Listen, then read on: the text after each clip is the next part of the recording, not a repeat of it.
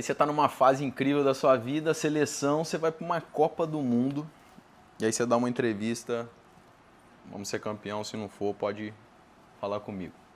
O que que você pensou em relação a tamanha personalidade e coragem para enfrentar o risco ali? O que passou na tua cabeça antes dessa mensagem? Diego, Eu nunca vi ninguém fazer pensando, isso. hoje, olhando para trás, eu me vejo como um maluco doente mental completo, né?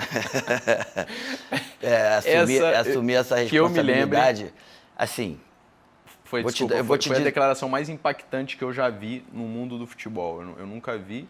E sabendo da profundidade que é o futebol, talvez seja uma das declarações mais fortes da história mundial. cara, eu vou te dizer os motivos por isso. Primeiro, a gente tinha um grupo que sabia o que era perder, que era em 90. E eu tinha certeza que aquele grupo, muitos dali, aquela era a última Copa para aquela geração.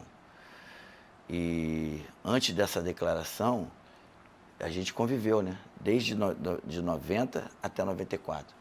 E eu tinha uma coisa que algo me dizia que esses caras estavam realmente com o mesmo pensamento que o meu, que era ser campeão.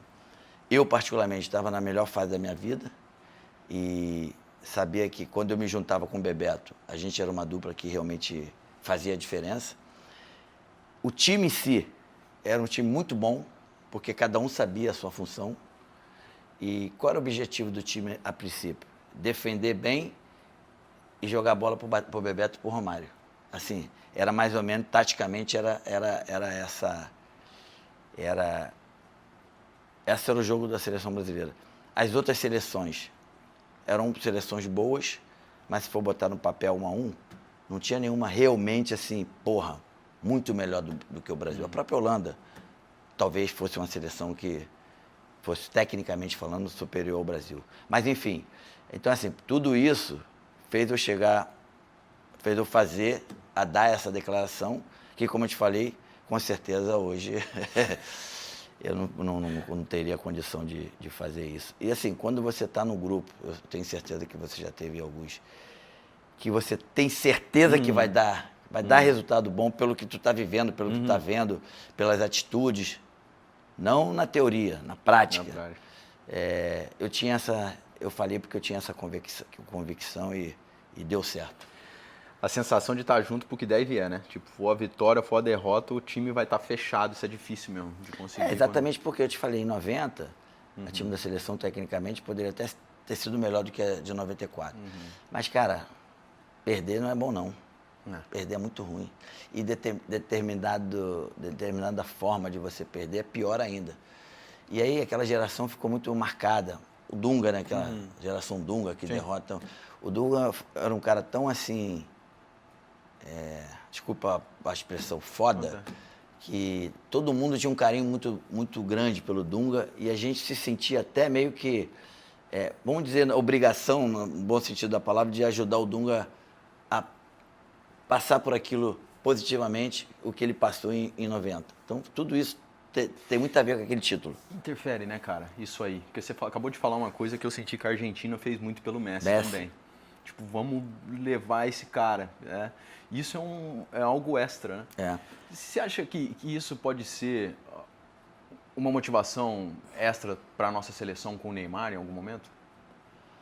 Diego, por acaso eu estava lendo, eu não sei também se foi o Ancelotti que falou, ou só a imprensa que está falando, que se levar o Neymar, vai levar o Neymar para o banco.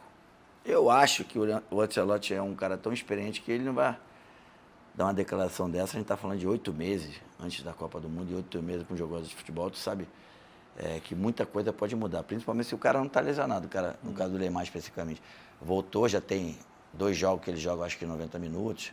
Enfim, assim, o Neymar é um cara de grande relevância e importância para o futebol brasileiro. Para a nossa seleção. E como eu venho falando, se ele estiver bem, 80%, tanto física como tecnicamente, o Brasil vai ter que jogar para ele para a gente poder ganhar. Senão, assim, como torcedor brasileiro, eu quero que ganhe. Sim. A dificuldade vai ser muito grande, vai ser muito maior. O que aquela seleção de 94 tinha de sobra que essa precisa nesse momento? Aquela seleção de 94 virou uma família. Cada um fazia a sua parte e mais um pouquinho pelo outro.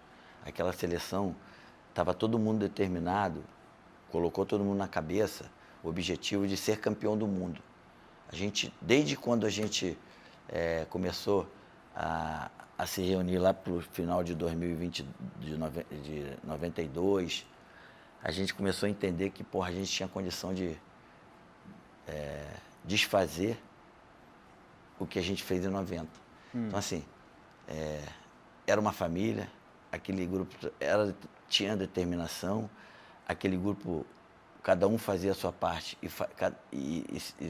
fazendo sempre um pouquinho mais para ajudar o outro.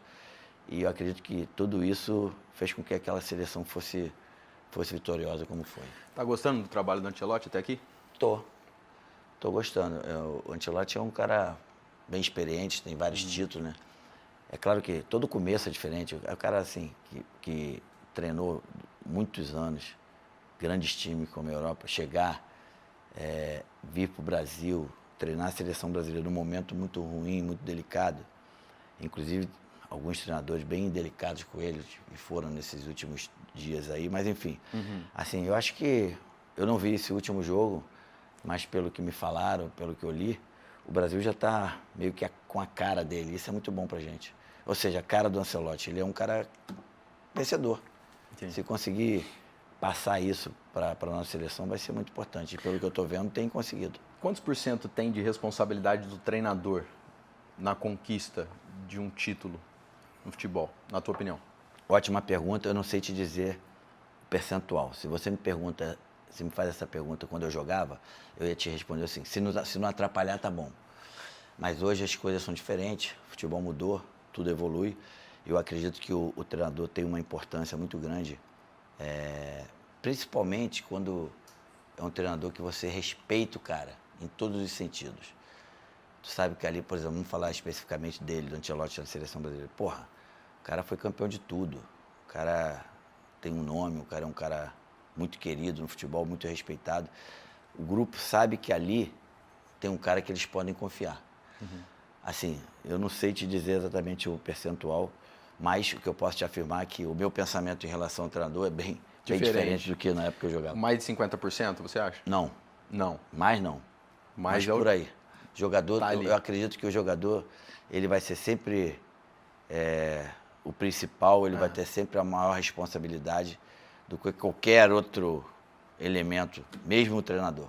Muito bom. Agora, conectando isso aí que você falou com o que nós falamos lá no começo da declaração que você deu antes da Copa do Mundo, como líder, você pensou nisso? Porque uma declaração dessa, você concorda que tira muito a responsabilidade e o peso do restante? Cara, não, eles também continuarão tendo uma responsabilidade, mas, poxa, uma declaração dessa ajuda a deixar mais leve. Gil, com certeza, aquilo ali foi falado e pensado principalmente por isso. Porque eu entendia que o nosso grupo tinha que, de uma forma ou de outra, ir para aquela Copa do Mundo mais leve. E aquilo ali eu falei, cara, eu vou pegar essa responsabilidade para deixar esse grupo mais leve e a coisa vai fluir melhor. E deu muito certo.